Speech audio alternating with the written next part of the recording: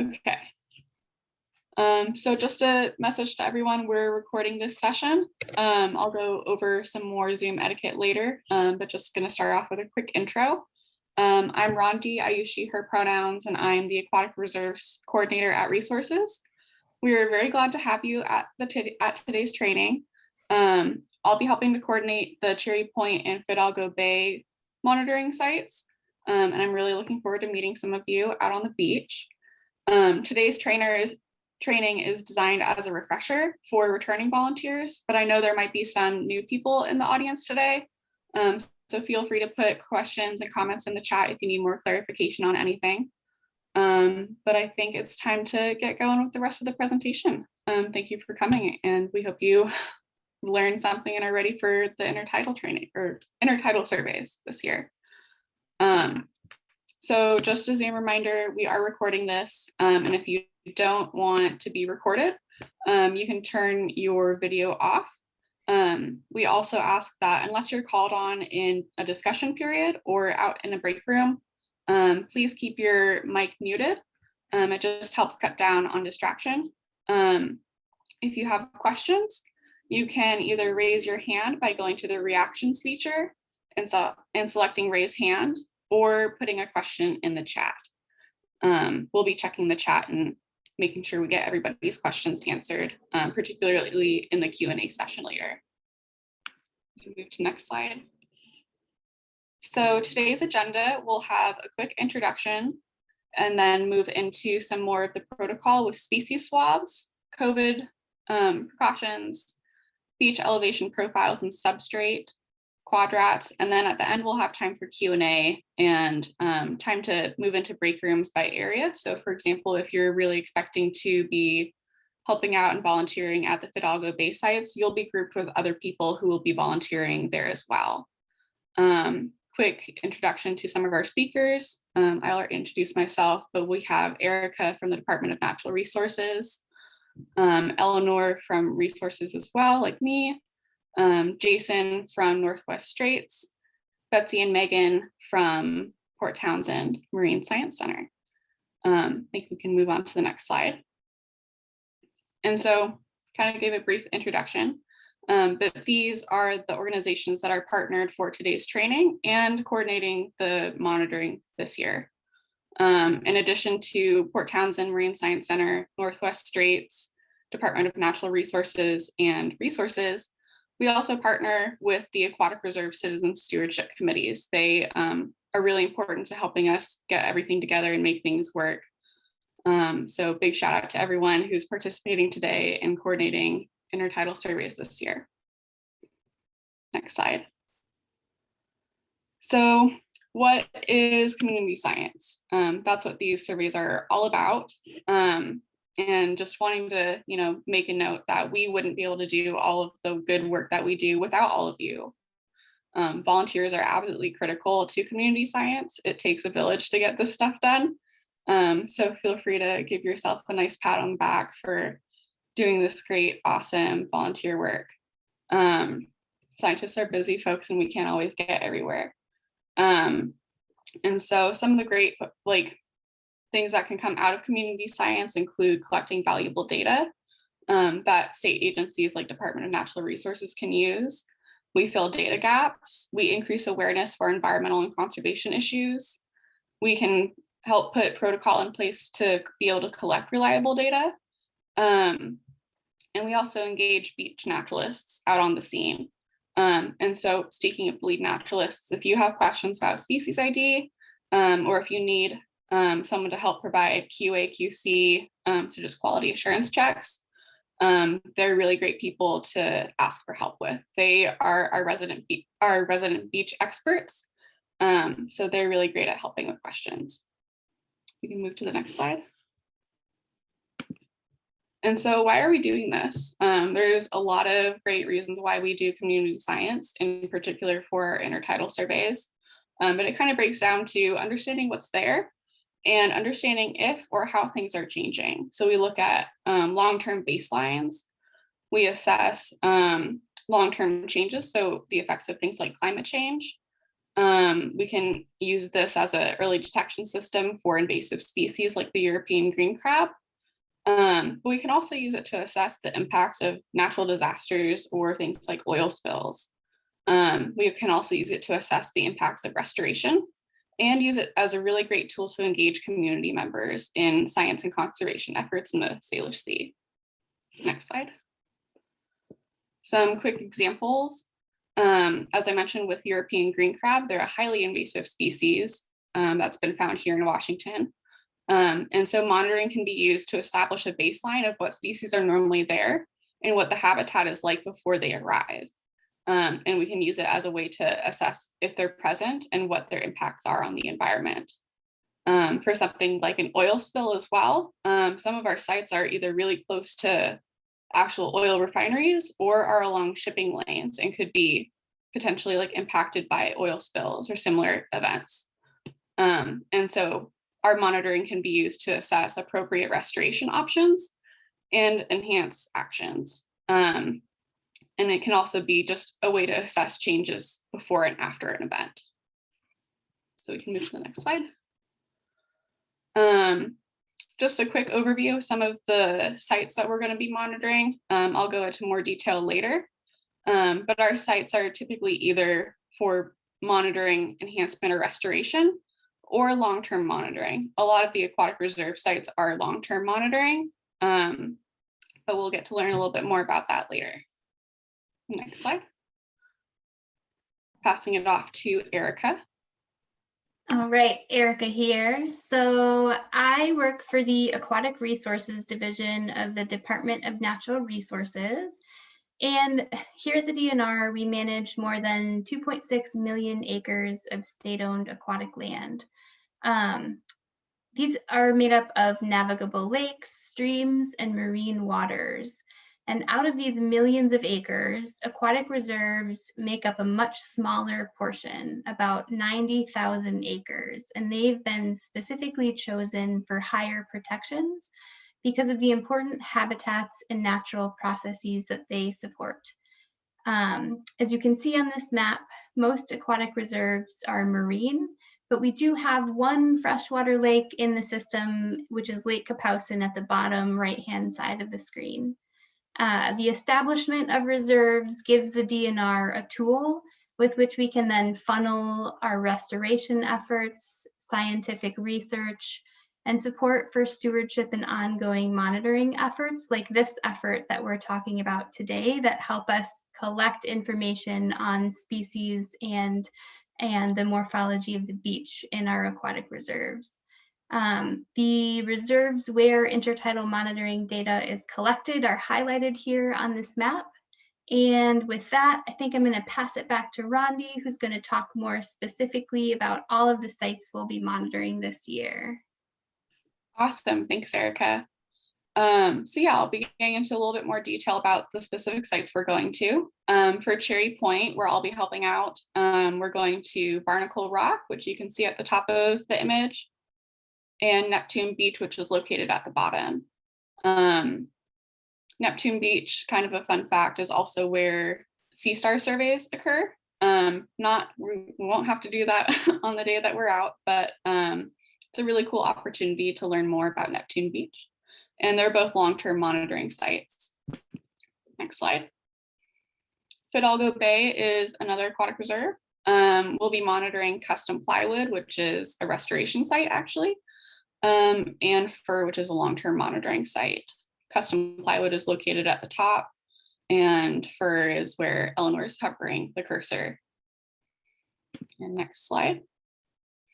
Northwest Straits Foundation with Jason. They're going to be monitoring Bowman Bay, and that is a restoration site. It's a really cool spot. Even if you're not going for the intertidal survey, I recommend checking it out and learning a little bit about the restoration there. Next slide. And then Port Townsend Marine Science Center with Megan and Betsy. They'll be coordinating surveys at Cape George, which is part of Protection Island Aquatic Reserve, and Kinsey Beach at Fort Worden. Next slide. And I'm sure all of you are really great with beach etiquette, but it doesn't hurt to have a little reminder. Some pretty good tips and tricks are just generally to watch where you're going and watch where you're stepping. We don't want anybody slipping on, slippery rocks covered in seaweed. And we don't want to crush any of the critters that might be hiding under there. It's also good to keep an eye on the ocean because you never know when kind of a little bit bigger wave might come up behind you and splash you or kind of change your footing a little bit. It's always good to just be aware of your surroundings when you're out on the beach. Practice patience. Sometimes it might take a while to ID a critter, and sometimes it can be hard to kind of find and navigate things on the beach. So just practice patience. And always put things back where you found them, but also the way you found them. And do so gently. We don't want to crush anything while we're putting things back or put things back in a way that will harm the creatures later on. And kind of on that similar note, take only pictures and leave only footprints. We want to leave as little of an impact on the beach as possible. We're here to assess what's there as a way to protect these beaches and monitor them. And if you do touch any critters, do so gently and briefly, and also wet your hands beforehand. Some of the oils and other things we have in our hands can kind of irritate or harm the critters. So just always be careful and gentle with them. And keep in mind that we're here to conserve and inspire. Sometimes there will be people along the beach and they might have questions, and keep this in mind when we're doing our work and also when we're possibly interacting with people on the beach too. And next slide. And I believe I'm handing this off to Erica again. That's me. All right. So as you all remember, there are a lot of different pieces to the intertidal monitoring puzzle. The main activities that we conduct during one of these events are species swaths, beach elevation profiles, and quadrats. At Fidalgo Bay, that's the only site where we also collect and sift through sediment cores in order to identify benthic creatures that live below the surface of the beach. As Rondi said, we're going to give you a review of each of these activities before we break into groups to talk about specific information by site. But before we jump into the different activities, I'm going to give you a reminder of the basic survey layout. Next slide. So this is a bird's eye view of what a survey looks like, with the upland area at the top of the screen and the water at the bottom. Everything you see here radiates from one specific point, which is the blue dot near the top. That's called the starting point. And when you get to a site, the entire setup will probably not be laid out yet, since that happens kind of slowly as the tide recedes. So as you arrive to a monitoring event, make sure to check in with somebody in charge in order to sign in and find a safe place to plop down your gear that's not within the bounds of the site itself. It's really important to always be very careful where you walk around this area so that you're not crushing the very critters that we're interested in finding, like Rondi just said. And I'll say a little more on that in 1 second. But next slide. So the profile line in purple here extends from the starting point and runs perpendicular to the water. This is the line along which the beach elevation profiles are taken. They're measured every year along the same line, which gives us an idea of how the beach is changing over the years. And Jason will be talking about this in a little bit. Next slide. Kind of radiating out from that profile line are the transect lines in red here. And these lines run parallel-ish to the water.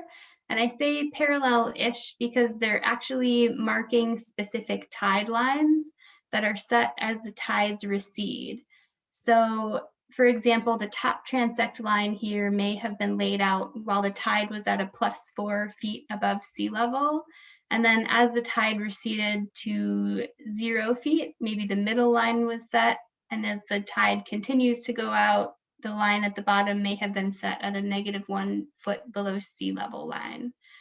So because transects mark tide lines, they won't necessarily be straight like they are in this diagram, but they are always 66 feet long with 33 feet on each side of the profile line.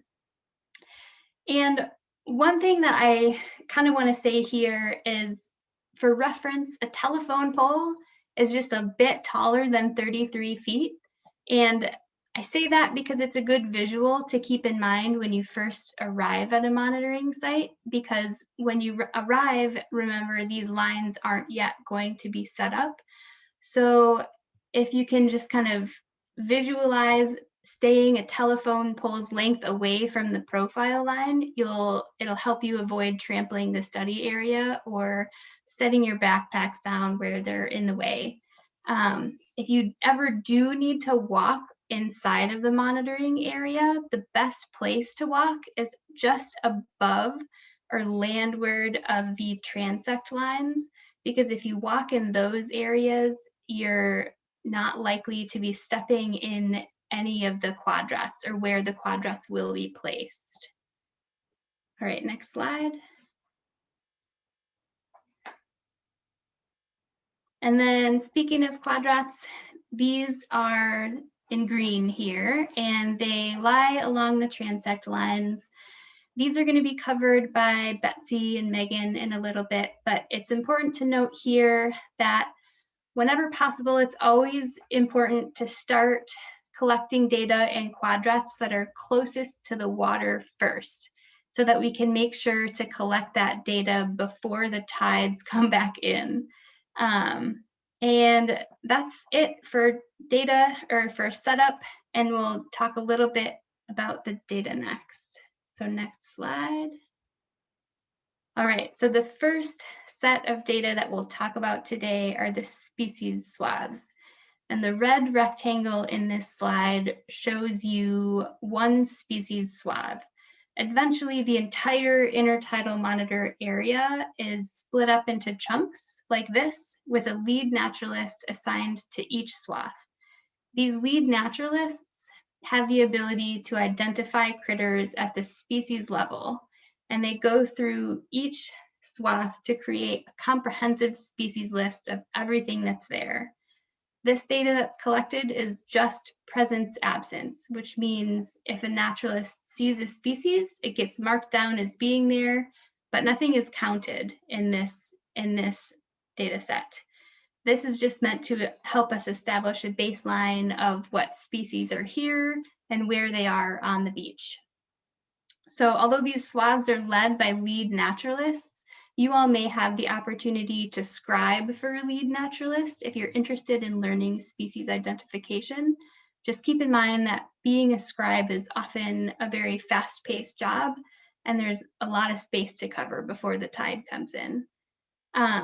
So that's species swaths, and with that, I'll pass things off to Eleanor, who's going to be talking a little bit about COVID-19 protocols for these events before we dive deeper into other data sets. Thank you, Erica.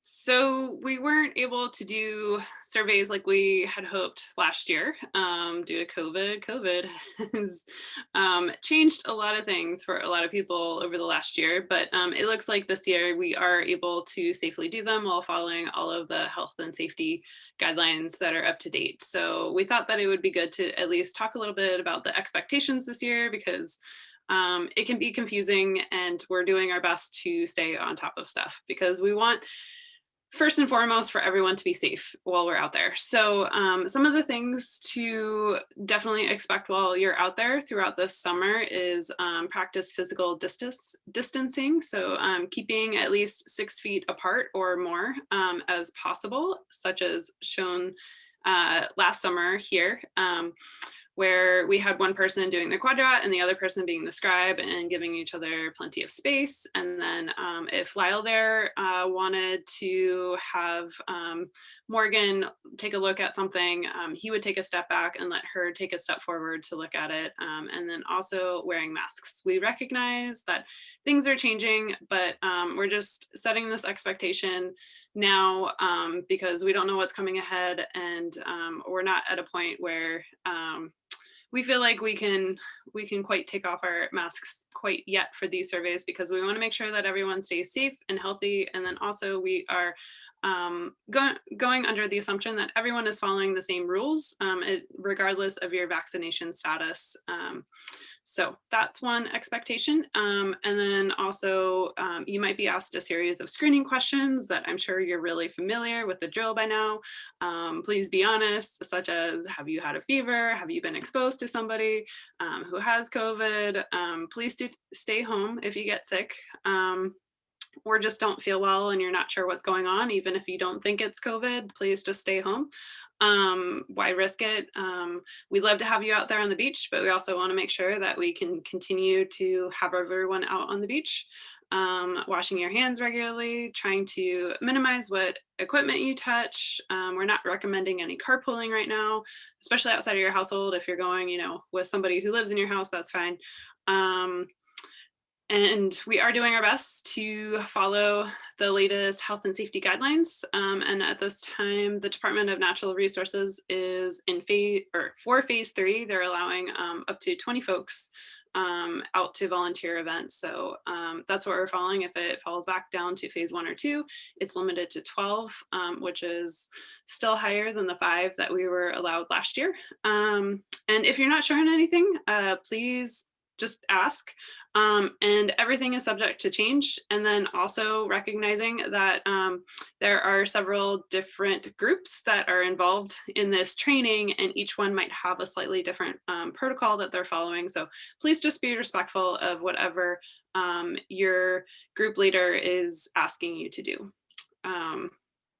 And then some other general safety and expectations, making sure that you dress for the weather, bring your sunscreen, your hat, your rain gear, whatever the weather might do. I oftentimes recommend that people bring layers, because it might be a beautiful sunny day when you're out in your backyard, and then you get down to the beach and it turns out it's windy, and then it kind of drops a couple of degrees. Plus, you never know what to expect. We live in the Pacific Northwest. Weather can change pretty quickly. Bring enough food and water that you think that you'll need, making sure that you wear proper footwear and watching where you step. Gloves and knee pads, some people really appreciate these, especially if you're at a site that has lots of barnacles. Some sites will also have some like knee pads provided, but some people like to wear like the gardening knee pads so that they don't have to carry around their own knee pad everywhere they go. Also a reminder to just take your time and have fun out there. There's no reason to rush too much. And these are supposed to be fun. So if you're not having fun at any moment, like, ask yourself what you're doing, and we'll see what we can do to readjust. And then as Erica so well described, just a reminder to not walk through the survey area. It's always a bummer when you lay out a quadrat and you have a big boot print right through the middle of it. You feel like you're not quite seeing what was there before. And with that, we are going to move on to Jason's presentation. So I am going to stop share and let him share his screen and talk about the elevation profiles.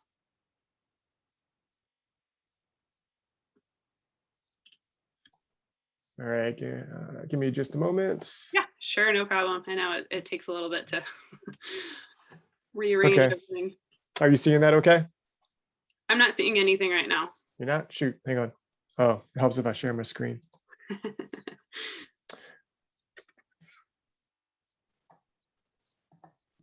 Sorry, you think I had this down by now? It's okay. I feel like every day I learn something new. Now my Zoom screen just disappeared. Hang on. Here we go. Share screen.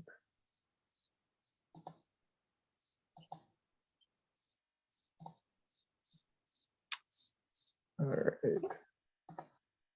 All right, are you seeing it now? We can see your presentation now. It's not in presenter mode, but we can see your presentation. It's not, must be sharing the wrong screen. Hang on, sorry.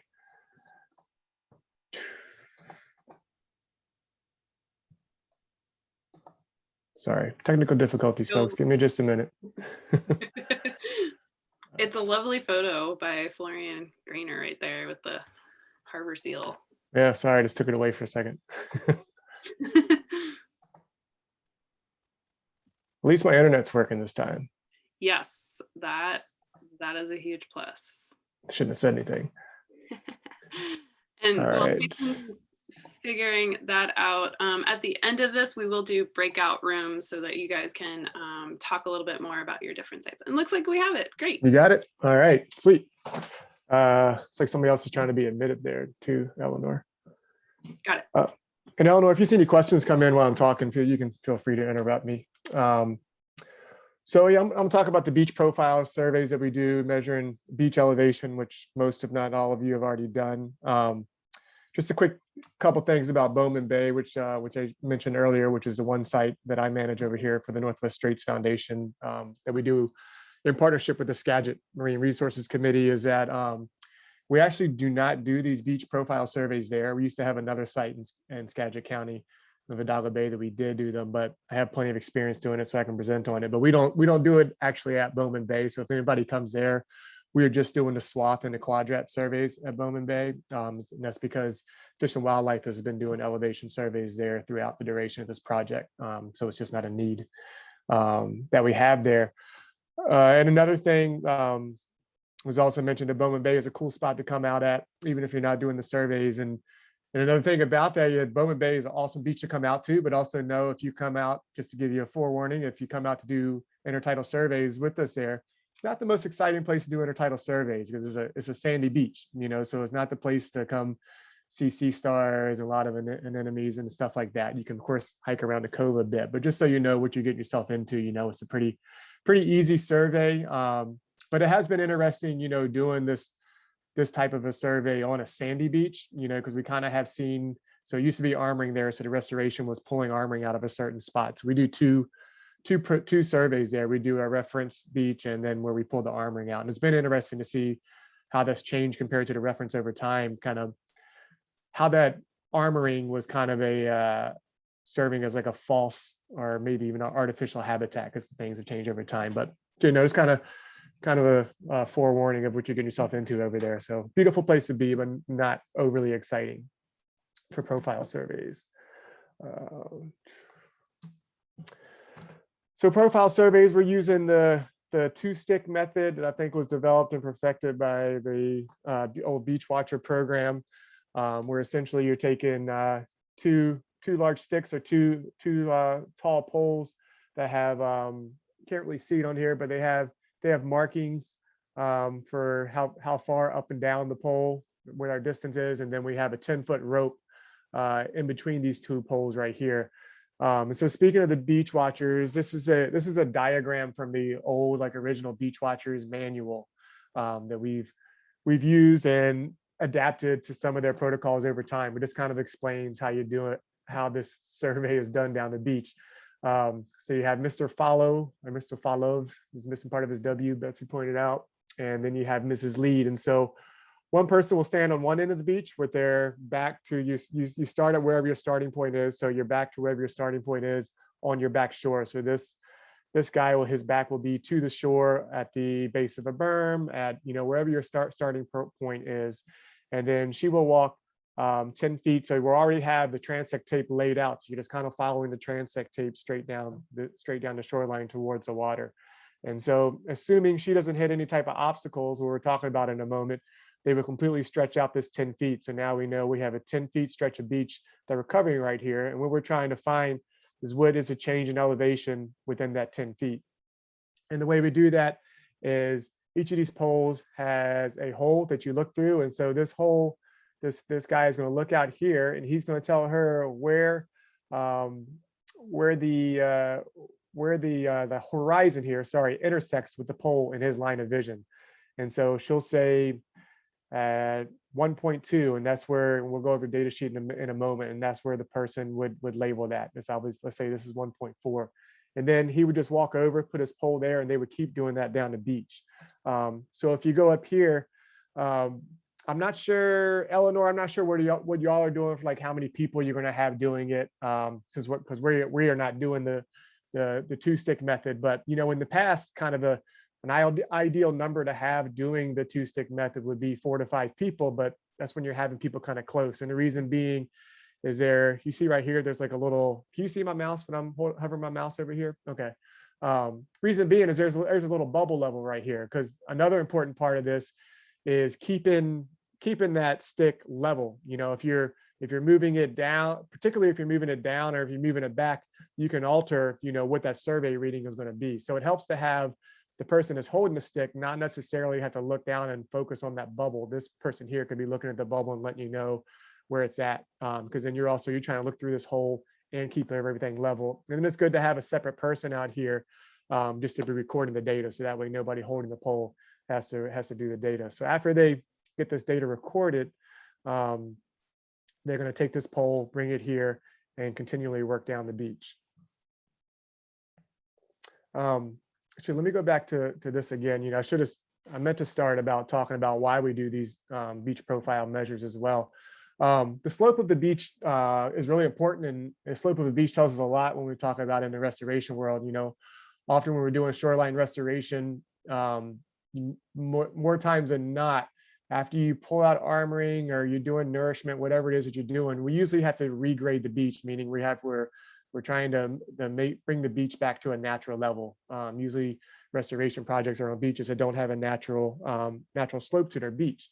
And slope to the beach is really important for, number one, it really can alter what the substrate is. If you have a really steep slope beach, then your finer sediments are really going to wash away much easier. You're going to have kind of more wave energy than more of a subtle wave energy as you would have over these more milder slopes. So you'll lose a lot of your finer sediments. And that's important in a lot of different areas. You know, if you want accumulation of like driftwood, large weighted debris, and beach rack, the slope of your beach is going to affect that, and your sediment's going to affect that. Forage fish spawning, so beach forage fish spawning, surf smelt, and sand lance, they need certain types of sediment. So your slope of the beach is certainly going to affect that with how it retains sediments.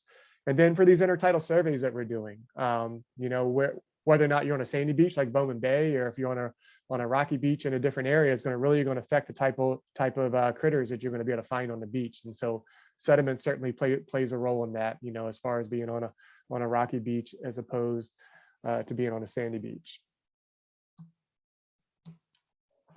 So remember I said that, you know, in an ideal world where there's no barriers or nothing, no sudden changes that we need to capture, we're just going with the 10 feet in between these poles. But sometimes we hit obstacles. These are very drastic obstacles that is put in here, so you can get an idea. We're probably not going to see any sinkholes like this, but sometimes we run into things like big logs, maybe big rocks, maybe some kind of sudden changes in topography that we want to capture. Because if we just did the 10-foot section, we might completely miss that. So let's imagine that we were coming down here, and this looks like that may be 10. But let's imagine this is like 4 feet apart. If we did a 10-foot section here, we might miss what that dip is, and wouldn't be able to capture that. So we want to make sure that we're capturing every feature we do on the beach. And the way to do that is just shorten it up. So rather than doing 10 feet, you can measure before, you know, what that obstacle is, or before that sudden change in topography is, then you can measure within it. And that's kind of going to be a judgment call, which when we set up the quadrats and the swaths, if there are any sudden changes that we want you to document when we're doing our beach profiles, we'll mark them with flags, so you'll know what a start and an end point is to where to put your ropes and your poles. So this is what a data form will look like. So let's zoom in a little bit here. So this is the length of your survey section in feet. So that just means if you're completely stretching your poles out, then that's always going to be 10 feet. If you come to an obstacle like a log, or if you come to where there's a sudden drop and you want to capture that sudden drop, so you go shorter than that 10 feet, you just need to mark that out, mark what that is going to be. And you'll have that transect tape going down your profile line, so you can measure how far you've actually made it. This one is a cumulative distance, so this is letting us know how far we've made it down the beach. So it's easy enough when you're just doing in tens, because it just keeps going up incrementally within 10 feet. But here we just did 7 feet, so I went to 47 feet. Our plus, our minus reading. So this is letting us know if we are having a drop in elevation or if we are having a rise in elevation. Let me go back up to, so what's sometimes was sometimes hard to get used to is understanding that. So somewhere on here is a 0. Let's say it looks like it might be right here. So let's say right here is our 0 marking on this pole. Everything above that is going to be negative numbers. So everything that goes up on the pole is going to be your negative numbers. Everything that goes down is going to be your positive numbers. And the reason being, if we're looking through a peephole right here, and let's say our horizon intersects right here, it looks like that might be at the 2. So that's a -2. So that's telling us we actually dropped 2 feet. So if this has been a positive down here, if this pole was way up here, that intersection had hit with 2 down here, that would be a positive. That would mean we would have a rise. So that's the reason why everything above the 0 here is negative, because it's letting us know this pole is lower than this one, and we had a lower elevation when we were heading down the beach. So here is where we put negative or positive, so it lets us know if it was a reduction in elevation or a gain in elevation. And usually we're seeing a reduction in elevation, except for instances like here where we hit a log. And over here in the notes section is where was a great place to document why we had these changes. Why are we not at 10 feet here? What are these sudden changes? And so over here, we say we encountered a large log here at 47 feet. Entry number 6, landward side of the log to the top of the log. So from here, we just measured 2 feet. So we went from the bottom of the landward side of the log to the top side of the log. And then we did it again from the top side of the log to the waterward side of the log. So that lets us know why we're going to see this weird thing in the graph. And maybe we keep it in the graph or maybe we take it out, but at least we have it in there and we understand what that is and we can document it over here. Because then once we graph this out, this is how it might look on a graph. And like, man, what is that weird thing there? And so that's why it's good to have that in the notes section so we can understand what we're looking at and how we want to work with that within our data. Another thing we're doing is substrate. So for this, when they go into the quadrats, I'll talk more about this, but for the profile side of the substrate, it's easy because all we're doing is presence and absence. We're not doing percent composition. So we're just checking whether or not it's present. And remember when Erica was showing the entire swath, so that entire 20 meters, that's what you're looking at. So if we go back up here, so we actually don't have a transect out here, but let's imagine our transect went to that blue kayak and all the way another 10 meters this way. We would have, so you would be looking not just at the substrate just in here, you're looking at the substrate within this 10 feet, all the way out to here and all the way out to the other end of the transect. So it's a complete, your complete 10 feet, but the entire width of the transect is where you're looking at that substrate. And then you're just going to check if it's present. If it's not present, you cannot check it. So I mentioned the importance of substrate. This is just an example to show of what surf smelt eggs might look like within the substrate. It depends on how heavy spawning is and whether or not you can actually see it visually. There's a dime for kind of reference, but one egg is about the size of like a pencil lead. So it can be really hard to see unless we get heavy spawning. So the different types of sediment that our substrate that we are documenting is one, shell debris, which is pretty simple. If you're seeing a broken up shell within the sediment, that's going to be a type of substrate. Clay, silt, and sand. This is one that can get tricky when you're doing percent coverage. We're not doing percent coverage here. Because it's all wet, generally, depending on where we're sampling at, it can make it a little bit tricky, but generally clay silt kind of feels more clayish, a little bit more rubberish, kind of really sticks to your skin a little bit better. And when you get to more coarse particles, you can have sand. Oftentimes you're going to have clay, you can have clay silt and sand, and that's what makes it easy on these beach profile surveys is we're just doing presence and absence. Next, we're looking at the next step up is gravel. Gravel, we are looking at about the size of a pea to about the size of an egg. And for cobble, we're going from about the size of an egg to about the size of a basketball. And anything beyond that is going to be boulders. So if you look at a beach like this, if we were doing 10 feet from let's say, the left-hand side of the screen all the way down to the right-hand side of the screen, we definitely have, you can see there's some gravel in there, there's cobble, there's boulders, and have to be on the beach to really I can't looking at that picture, I can't see any sand, but you'd probably find sand there, I'd imagine, if you were standing on top of there, and maybe some shell debris. So when you're on the upper beach, you're probably gonna see a lot of different types of sediment. Once you get further down into your +1 to your 0 and your -1 is when you're going to get into probably more just seeing just sand, clay, and silt is really where you kind of start running out of that other substrate. Well, we don't have the to the field slide anymore, unfortunately. So that's it. Any questions?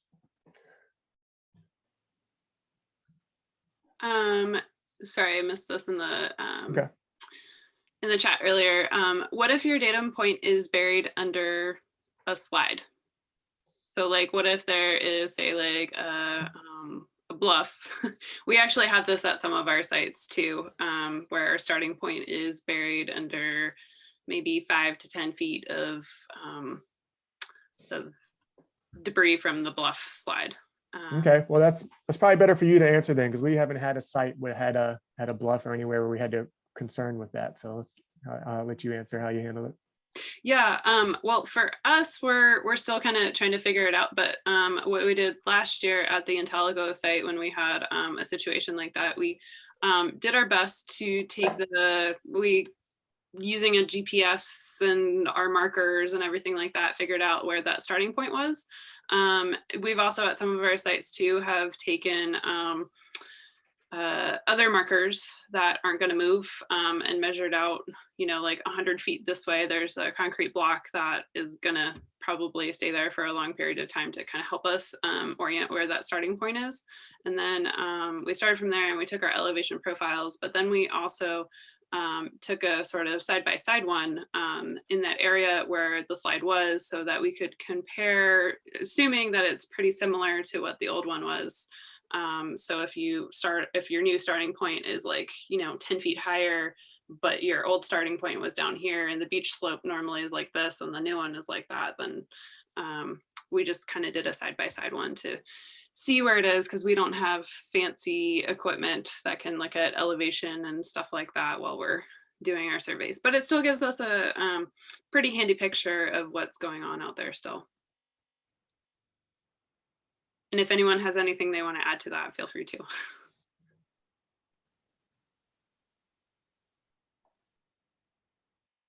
All right.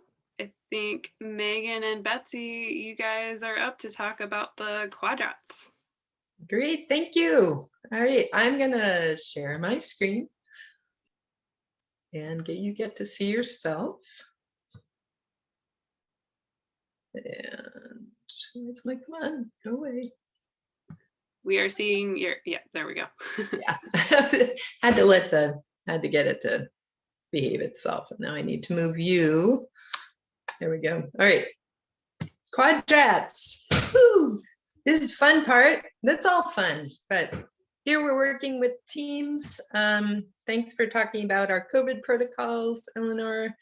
And quadrats are a way of getting a quantitative understanding of the number, the organisms that we are finding in these study areas. And just a reminder, the quadrats are these half meter by half meter squares. There are 12 of them in a survey area, and they're laid out at random points along the transect lines, which are the ones that are parallelish to the water.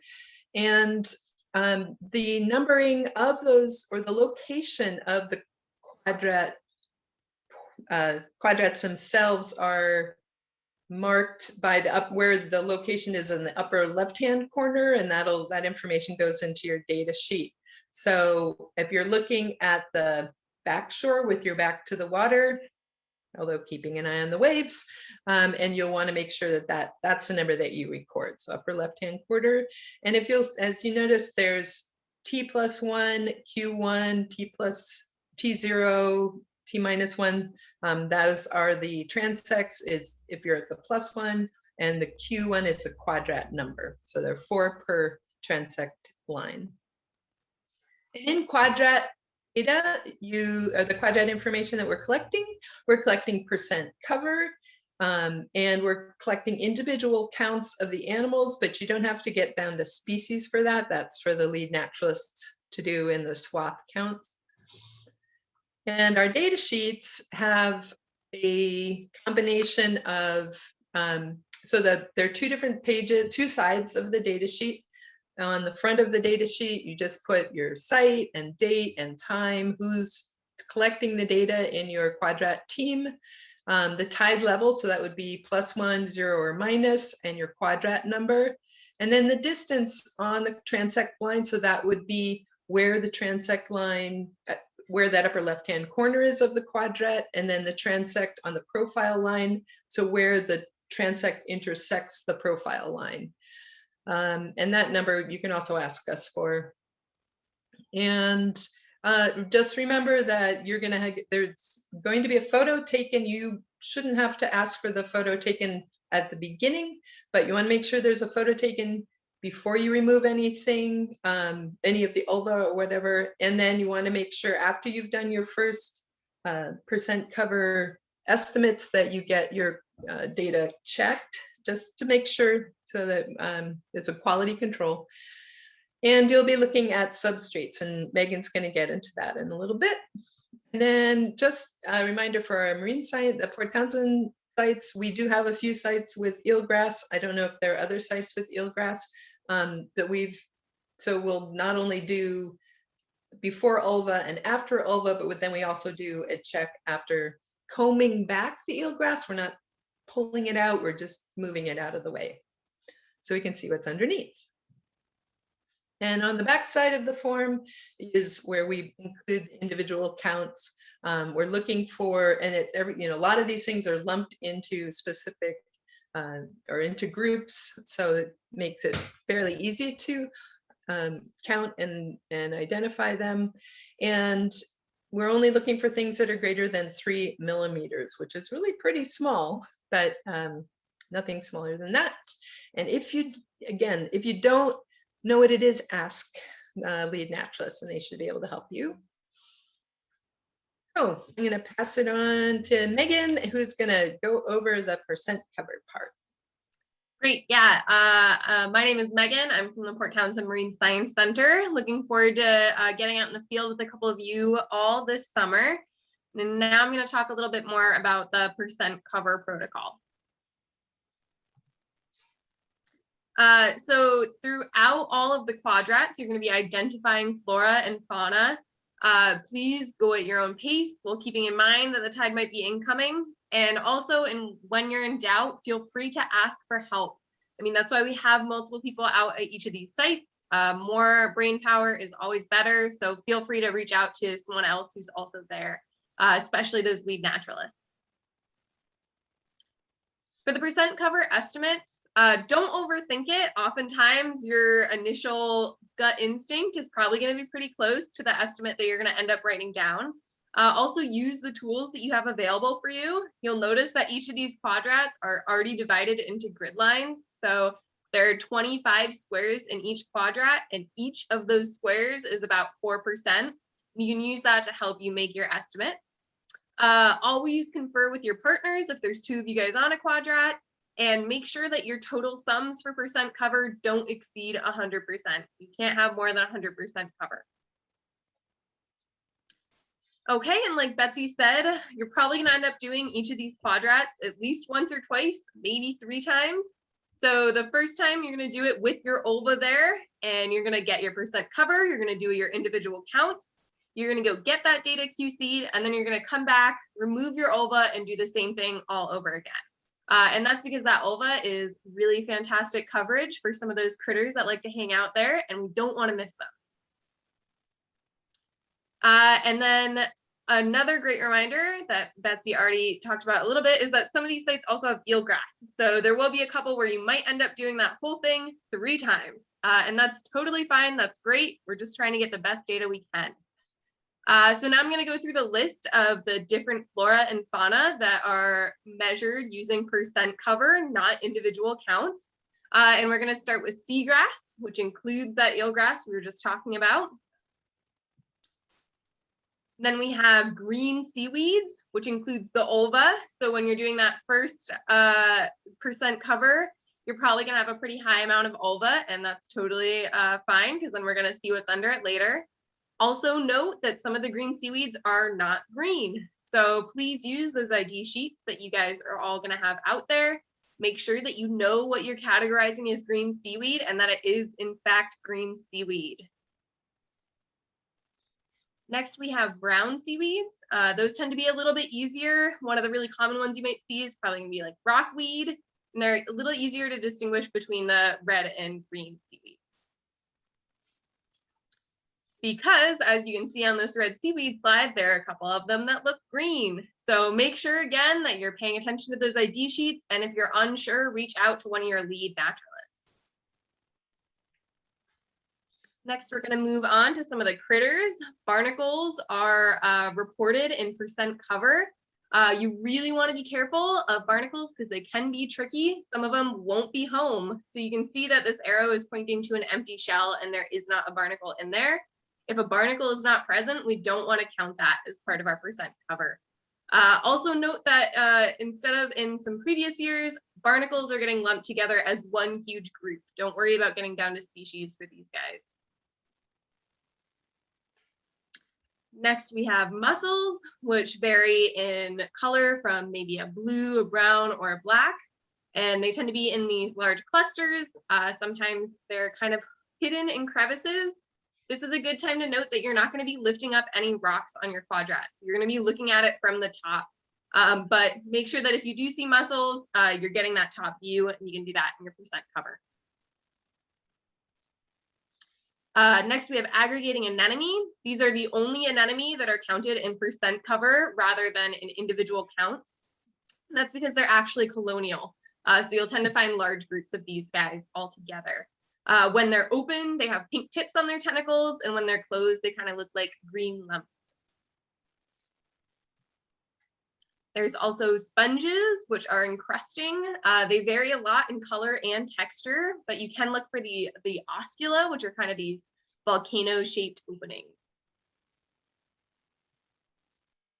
Then we have bryozoans, which are patterned. They tend to be more crusty and rigid, but sometimes they can be gelatinous. So again, make sure you're using those ID sheets to help you figure out what you're looking at.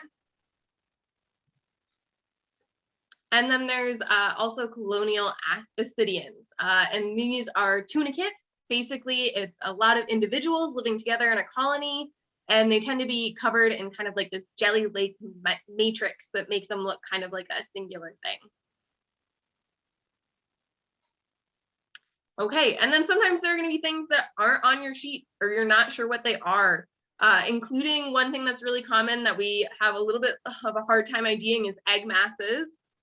But make sure you're asking around, see if anyone knows what it is, ask the lead naturalist, and then we'll most likely end up putting a note, a comment in our notes section about what we saw.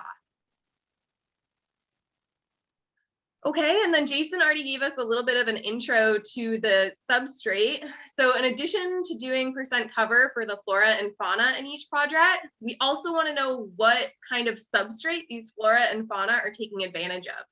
So we want to do percent cover of substrate in each of these quadrats. Luckily, we've actually grouped together the clay, silt, and sand, so you don't have to worry about figuring out percent cover for clay, silt, and sand. It's just one group. So all the tiny things that kind of feel gritty in your hand, that's going to be categorized as clay, silt, and sand. And then up from that, it's going to be the gravel. Then we have the cobble. I'm going through this quickly because Jason already mentioned most of these. And we have boulders, and we also have shell debris. And just one thing to note is when you're doing substrate cover, it should equal 100%. You want to know the substrate cover of the whole quadrat. Okay, so when you're doing your percent cover, there are a couple different ways you can go about figuring out your numbers. First, there's the visual estimation. This works really well when there's like a large swath of something. It's really obvious how much it takes up. I look at this square, that's 50% green, and that's really easy for my gut instinct to know what that is. You can confer with a partner, make sure that makes sense, and that's good. If you feel confident in your estimation, that is great. Sometimes you have smaller things, and that's when one of our tools called the cheese square can come in really handy. And these cheese squares are just a small laminated square, and they're the size of 1% of a quadrat. And you can use that to kind of lay over different animals or flora and fauna and figure out what percent those guys take up in smaller clusters. Okay, so make sure you guys haven't fallen asleep on us yet or anything. Here's a quick poll. We're gonna put some of those methods to practice. There we go. So you can see here we have a little doodle on the left side, and I even put over a quadrat, so you can see that it's divided into those 25 squares, each of these white outlined squares being 4%. And I also included a little 2-scale cheese square that equals about 1%. So you want to look at this and decide how much of the quadrat you think is taken up by green. And I'm going to launch a poll. Okay, so poll should have just popped up on your screen. If it's in the way of the quadrat, you can actually just drag it right over to the side. And there we go. We have a couple answers coming in. Give you guys about a minute.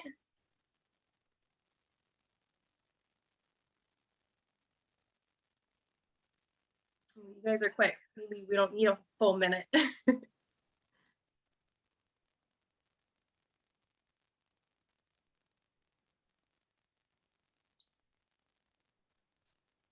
Okay, just waiting on a couple more. If anyone else wants to get their vote in.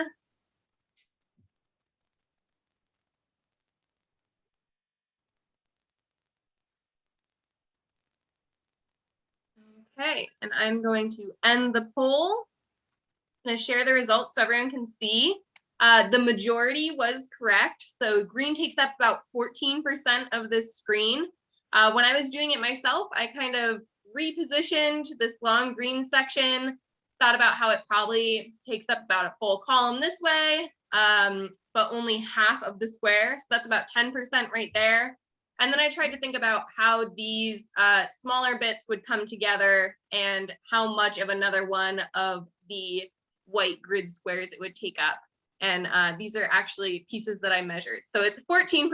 I'm glad the majority of us got there.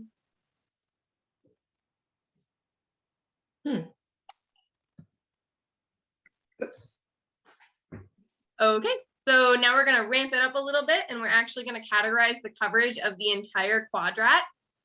So that means you're trying to figure out the percent coverage of every color that's there.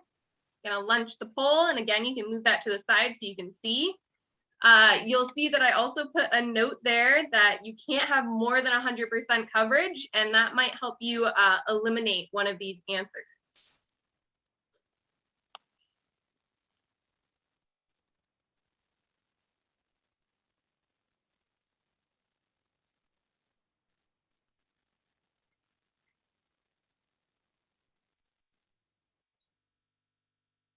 This one takes a little bit more thought. Take your time.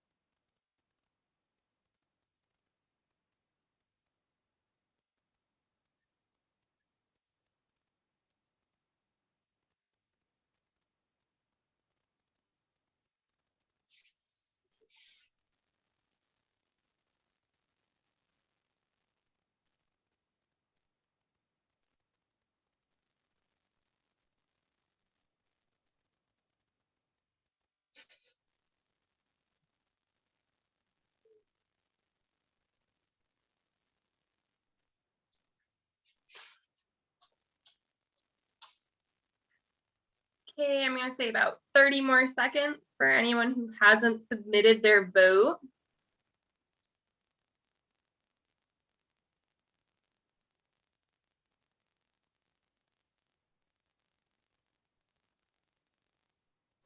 Reminders that each of these white squares on the grid that aren't filled in, those are about 4%. And then the small cheese square on the bottom of the screen is about 1%.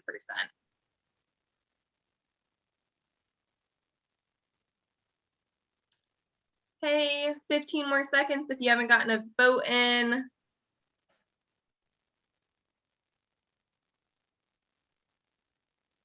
Okay, this one was definitely harder. The right answer just barely squeaked out. So that last one, the 4% orange, 40% blue, 10% purple, and 46% green. I think that the second leading answer was pretty close in proportion to that bottom one. So totally understandable why we had a little bit of a split there. I would definitely try taking a look at how some of these shapes that are the same colors can fit together and make up how many percents of the white squares. Okay. And then our final question for everyone, our last test, we're getting a little bit more realistic here, is what percent of the quadrat is covered in rockweed? And Betsy's pointing that out with her mouse right now.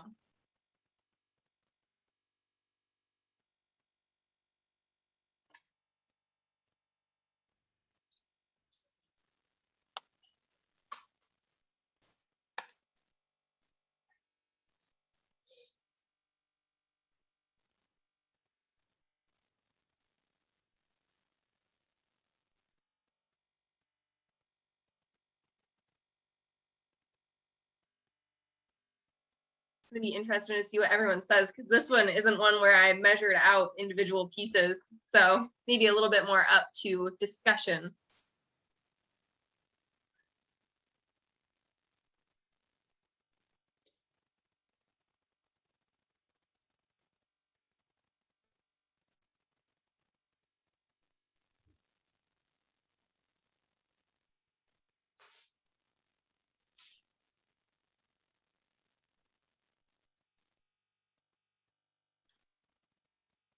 Okay, looks like we're just missing a couple more people, so I'll give it another 15 seconds to get your answers in.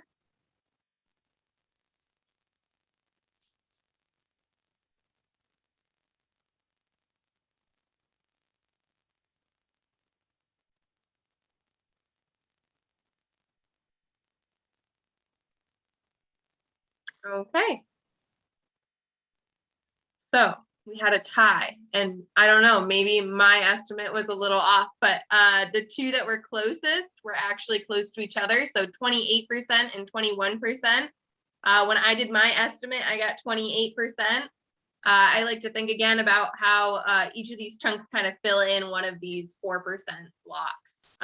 So, you know, we'll see what it looks like out in the field. All right, good job, everybody. It's really hard, but just know, you're all within the boundary, the ballpark, and that's really what we're going for, is a general sense of what's there. All right, individual counts.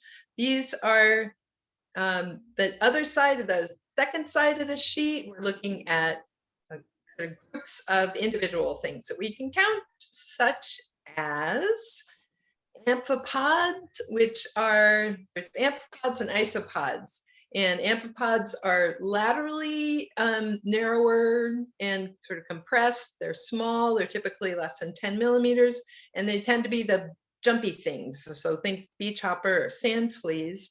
And then isopods are dorsoventrically flattened, so they're wider than they are tall, and they have segments and 2 pair of antennae. So if you if you think of the difference between isopods and amphipods, I like to think of amphipods beginning with an A, like an accordion, and you squish it in and out, so it's sort of laterally compressed.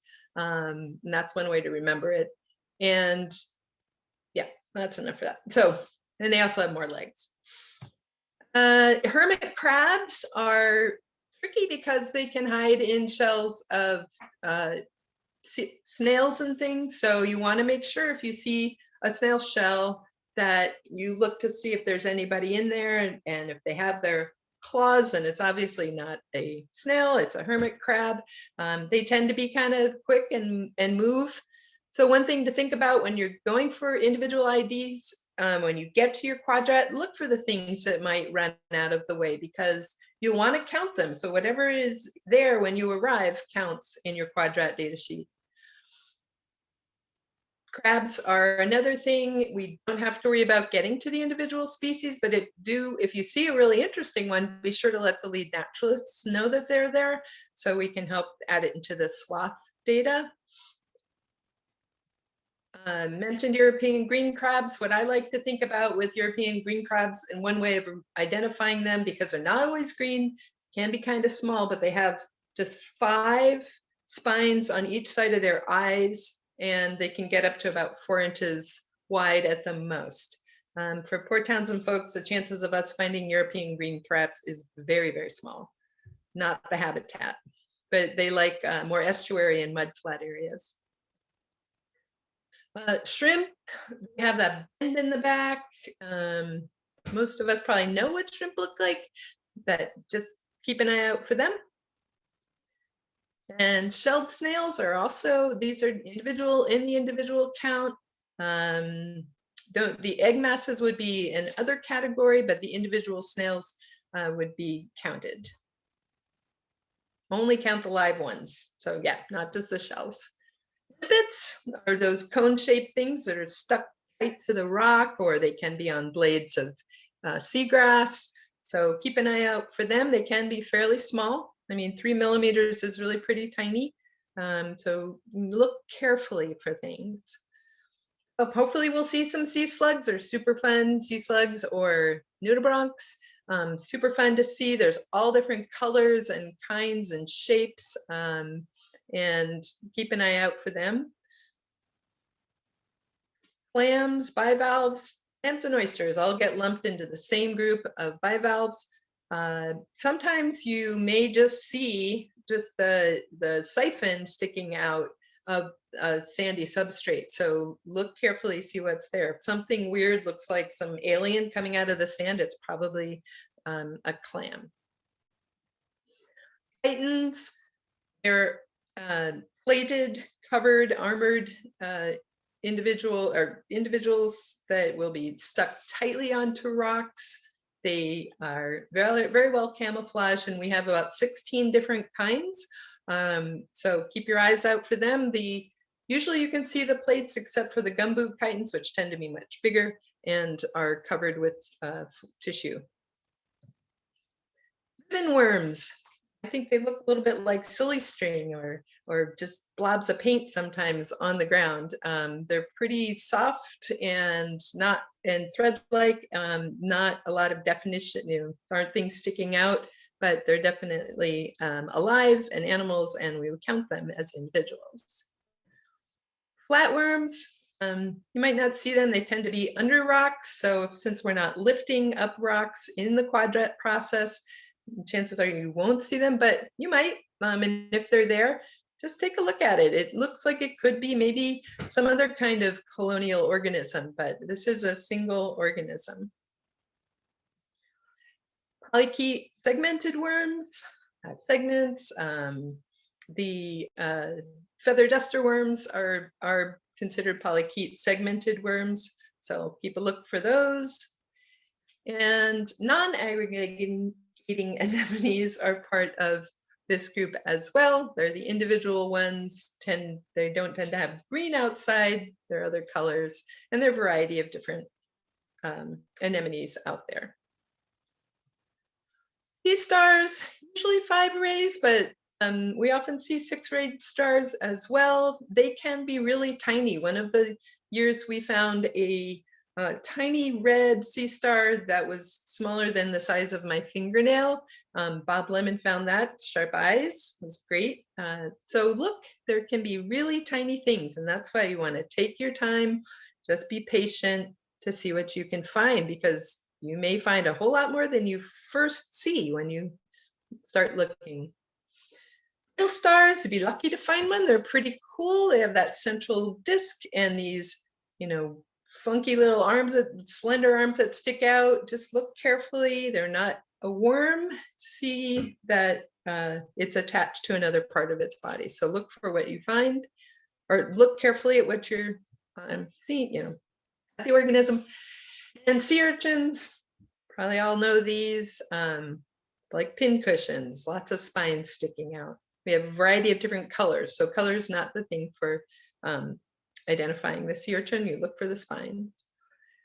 And sea cucumbers, I find this one's kind of tricky because if the feathery ends are pulled in, it looks almost like the arm of a sea star. So look carefully to make sure you know what it is, if it's a sea cucumber or a sea star. And fish, a variety of different species that you could potentially find in the wetter areas of your survey. And that's it for this. Don't forget to go at your pace, ask for help, be patient, get your QA QC done, and most important, have fun. Because this is it's just amazing what we find out there. So enjoy. And I'm going to stop sharing and pass it on to Eleanor. Great. Thanks so much, Megan and Betsy. That was great. Hopefully you all have had a great refresher on how to do intertidal surveys, because for some of us, it might have been a while. I know it's even a while just having done just one last year. So at this time, if anyone has any general questions, now would be a great time to ask them. You can either enter them into the chat box, or you can raise your hand. Or I think we're even a small enough group if you want to just shout it out. Otherwise, I'm going to say a few next steps, and then we're going to actually break out into breakout rooms so you can kind of hang out with the folks who lead your more local surveys, because I imagine people from Whatcom County might not be making it all the way over to Jefferson County, although that would be a lot of fun, wouldn't it? So are there any questions? Okay, so I guess some next steps are that this is recorded, and we thank you everyone who registered. So now we have your email, so we can send you the recording, as well as some additional information, such as like how to sign up and what the schedule is for the upcoming surveys. So with that, I will